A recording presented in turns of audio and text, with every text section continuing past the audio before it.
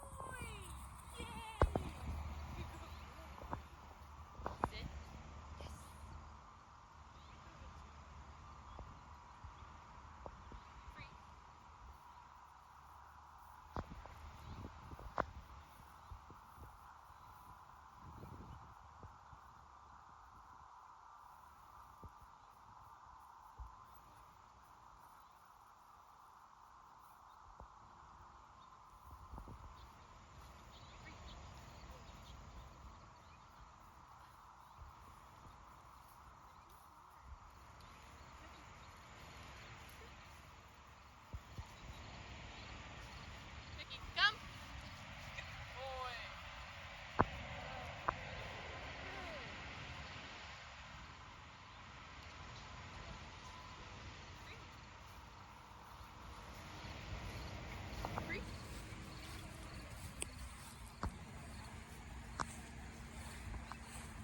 Mickie, come! Good boy! Good job!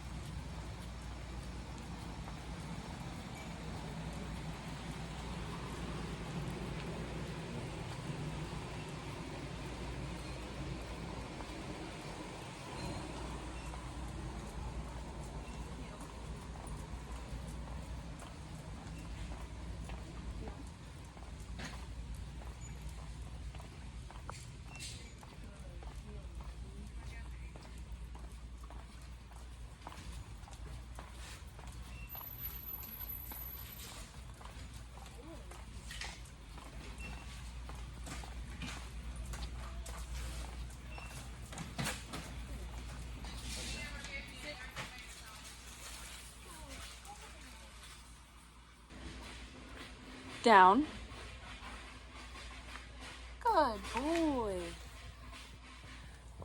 Good, down. Down. Good, down.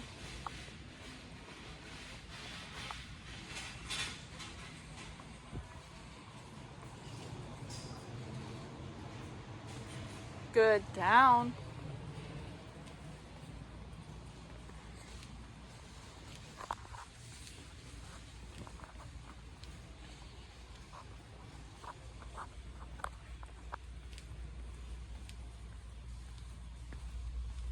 Good, down, Mickie.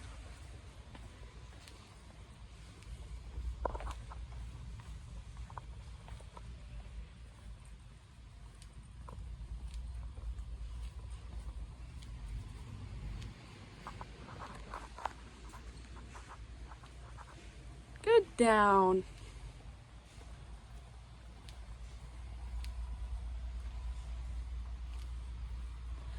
Good boy. Free. Good boy, Mickie.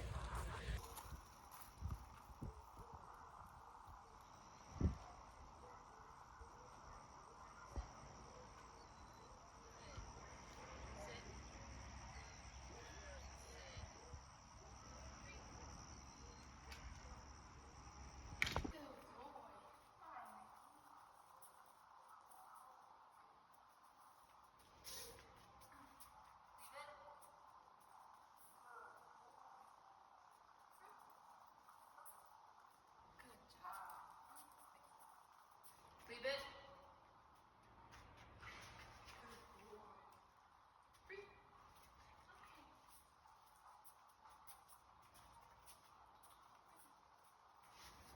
Leave it. Free. Okay.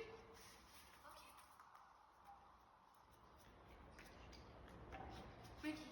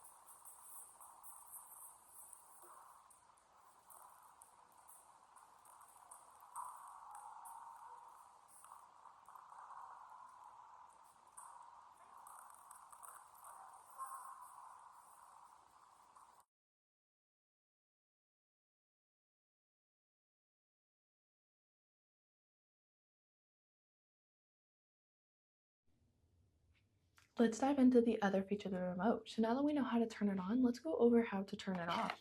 So just like how we turn it on, red dot on both remote and collar, we're going to touch these together. That red light means that the collar is off. on and off button on the back of the remote. We're going to push and hold until the screen goes blank. Then I'm going to turn it back on, and we're going to go over the other buttons on the remote. So we've already gone over that black S button. That black S button is just that number that we see on the screen. This red S button is a boost feature, so it's going to take his level from 25 and it's going to jump it up 20 levels. So whatever level you see on this screen, it's going to jump it up 20 levels. And this is for emergency cases only, when Mickie is doing something dangerous that could cause him harm whenever he is not responding to his normal level. So this is because whenever his adrenaline is pumped up, whether that is chasing an animal or chasing a vehicle, his adrenaline's up here and level 25 only reaches here. So we have a way to communicate with him whenever he's doing something that's going to elevate his adrenaline. So that is going to be for emergency cases only. Say he's doing something dangerous, so that way we can communicate with him. On the other side of the remote, there is a T button. This is going to be the vibrate feature. We like to use this to make sure that the collar is on and working, so that when we put it on Mickie, we know it's ready to go. On the back of the remote, we have an M/C button. This just stands for momentary or continuous. At the beginning of Mickie's training, we started out on continuous at a very low level to introduce the collar in a positive way. And then when we get further into the training, we bump it up to a little bit of a higher level at momentary whenever he gets further into training. So for the rest of his training, he should stay on momentary. The on and off button also works as a flashlight feature, so if we press it once, it's going to be a flash. If we press it twice, a solid flashlight. That third time is going to turn it off. Then we say that level 25 isn't working for Mickie, whether he's having too much of a response to it or you notice he's not responding to it at all. We can change that level by pushing down on the dial. Once that 1D at the top of the screen is flashing, we can rotate this to whatever number we think is going to work for Mickie, but level 25 is working. So I'm going to lock that into place by turning it to 25, pushing down on the dial until that 1D at the top of the screen stops flashing. This is so if we put it in our pocket, we can't accidentally change it while we're working with Mickie. Then both the collar and the remote are rechargeable. Charging port on the remote is underneath the on and off button. Charging port for the collar is underneath the prongs. It comes with a dual charger, so you can charge them at the same time in the package, but it is a dual charger, so that way you can charge them both at the same time, and then they last up to about 2 days if he wears it for 12 to 14 hour days. So if you charge it every other day, you should be fine. It also blinks red whenever it's starting to die, so that way you know whenever you're needing to charge it.